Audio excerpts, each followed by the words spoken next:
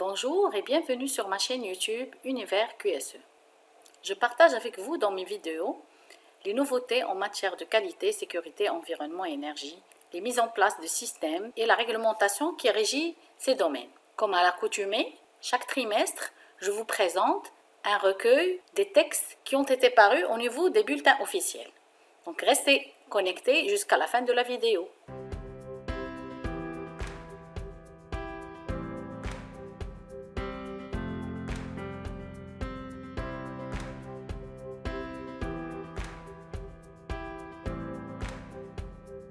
Durant le premier trimestre de cette année, 6 bulletins officiels ont été publiés en version française. Donc 2 au mois de janvier, qui portent le numéro 6158 et 6162, 2 au mois de février et 2 au mois de mars. Donc on commence par le premier BO du mois de janvier qui a été paru le 5-1 et qui a comporté 3 textes. Le premier qui concerne le domaine agricole et c'est le Dahir numéro 1-22-36 qui porte promulgation de la loi numéro 80-21 portant création du registre national agricole. Ce registre national agricole numérique exploite le traitement des données relatives aux exploitations agricoles à travers l'inscription, la collecte, la conservation, la mise à jour et le cas échéant la modification des dites données.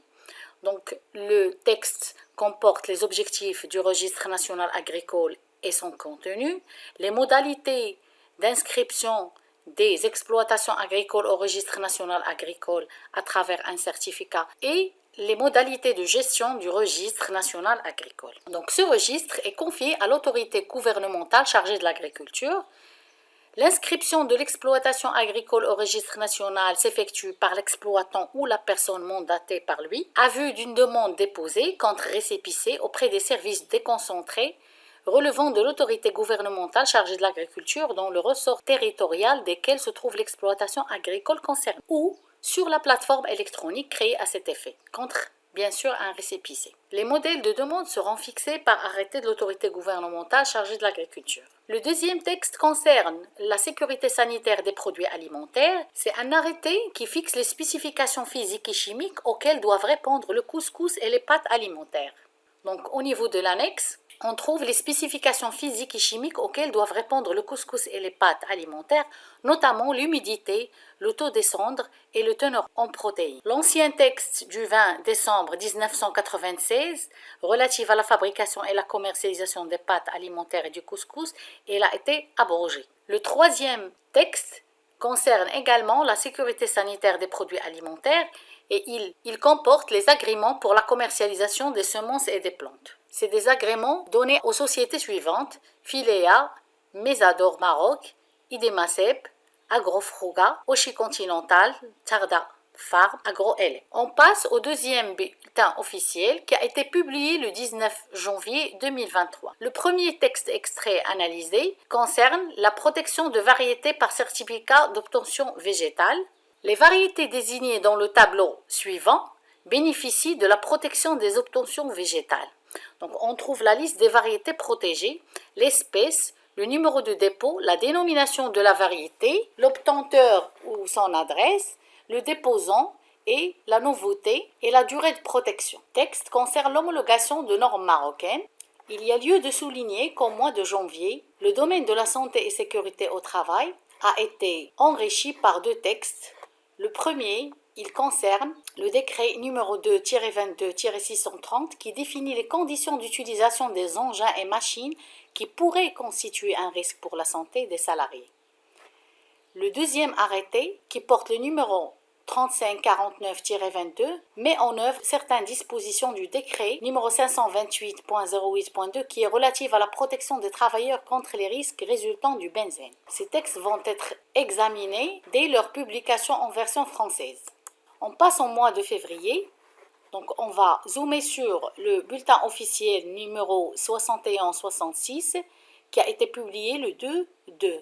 Donc, le premier texte concerne le domaine agricole et la protection des végétaux. C'est un arrêté qui édicte les mesures de surveillance, de prévention, de contrôle et de lutte contre la bactérie Xylella fastidiosa. Cet arrêté fixe les modalités de mise en œuvre des mesures de surveillance, de prévention, de contrôle et de lutte contre l'organisme nuisible de quarantaine. Seuls les végétaux et produits végétaux originaires de pays endèmes de la bactérie Xylella fastidiosa peuvent être importés au Maroc.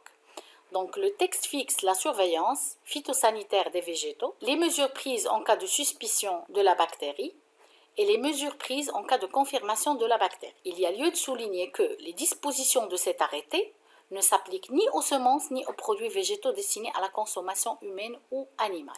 Le deuxième texte concerne l'agrément pour la commercialisation des semences et des plantes.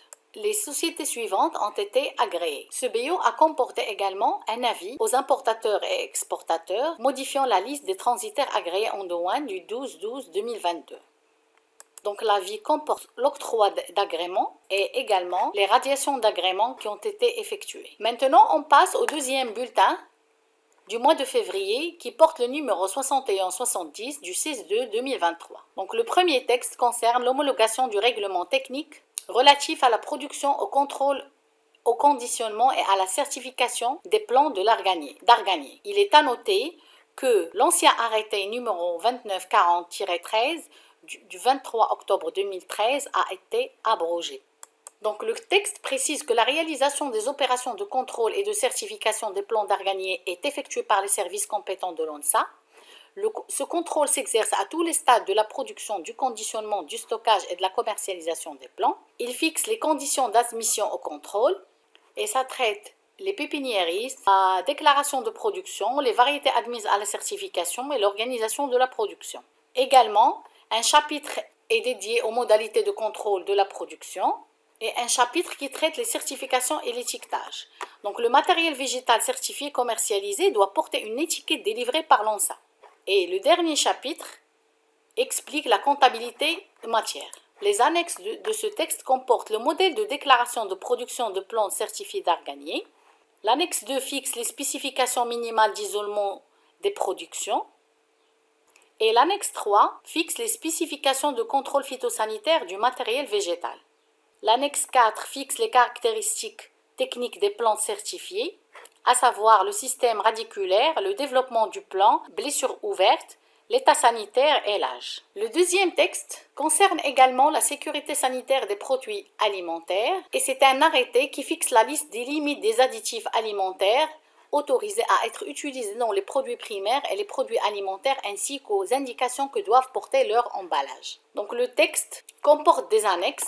Le premier annexe fixe la liste des additifs alimentaires autorisés dans les produits alimentaires et les conditions d'utilisation. Donc la liste comprend le nom de l'additif alimentaire et son numéro, les produits alimentaires auxquels il peut être ajouté, les conditions dans lesquelles il peut être utilisé et les restrictions applicables à sa vente directe au consommateur final. Le tableau 1 fixe les produits alimentaires dans lesquels la présence d'un additif ne peut pas être permise en vertu du principe de transfert, à savoir les produits alimentaires non transformés, à l'exception des préparations de viande, le miel, les huiles et matières grasses d'origine animale ou végétale non émulsionnées, le beurre, le lait pasteurisé et lait stérilisé, non aromatisé et crème pasteurisée nature ou non aromatisée, produits laitiers fermentés non aromatisés non traités thermiquement après fermentation, babeur non aromatisé, l'eau minérale naturelle, eau de source et toutes les autres eaux en bouteille ou conditionnées, le café et l'extrait de café, le thé en feuilles non aromatisé, les sucres, les pâtes alimentaires sèches à l'exclusion des pâtes sans gluten et ou destinées à un régime hypoprotidique, et les produits alimentaires pour nourrissons et enfants en bas âge, y compris les produits alimentaires destinés à des fins médicales spéciales pour nourrissons et enfants en bas âge. Le tableau 2 comporte les produits alimentaires dans lesquels la présence d'un colorant alimentaire ne peut pas être permise en vertu du principe de transfert. Je vous invite à les lire minutieusement. Le tableau 3 comporte les colorants qui peuvent être utilisés sous forme de lac. La partie B, quant à elle, comporte la liste des colorants, la liste des édulcorants et les additifs autres que les colorants et les édulcorants. La partie C définit le groupe d'additifs. Il y a plusieurs groupes d'additifs. On trouve le numéro E de l'additif, la dénomination de cet additif et la quantité maximale spécifiée. La partie D comporte les catégories de produits alimentaires et la partie E identifie la liste des additifs alimentaires autorisés dans les différentes catégories de produits alimentaires. On trouve le numéro de catégorie, le numéro E, la dénomination, la quantité maximale, les notes si bien sûr il y en a, et les restrictions et les exceptions. On prend l'exemple de l'argon, qui est le E938, c'est un additif alimentaire dont la présence est permise dans toutes les catégories de produits alimentaires, à l'exclusion des produits alimentaires pour nourrissons et enfants en bas âge, sauf dispositions spécifiques. Donc, la quantité requise est la quantité maximale autorisée et il peut être utilisé dans les produits alimentaires destinés aux nourrissons et aux enfants en bas âge. L'annexe 3 fixe la catégorie fonctionnelle des additifs alimentaires. Les édulcorants, les conservateurs, les antioxydants, les supports, les acidifiants, les correcteurs d'acidité, les anti-agglomérants, les antimoussants, les agents de charge, les émulsifiants, les sels de fente, etc. Donc l'annexe 3 précise les spécifications des additifs alimentaires autorisés dans les produits primaires et les produits aliments. Le dernier annexe informe sur la mention supplémentaire qu'il faut préciser. Dans les produits alimentaires contenant un ou plusieurs des colorants alimentaires suivants. Il y a une exception à ne pas oublier.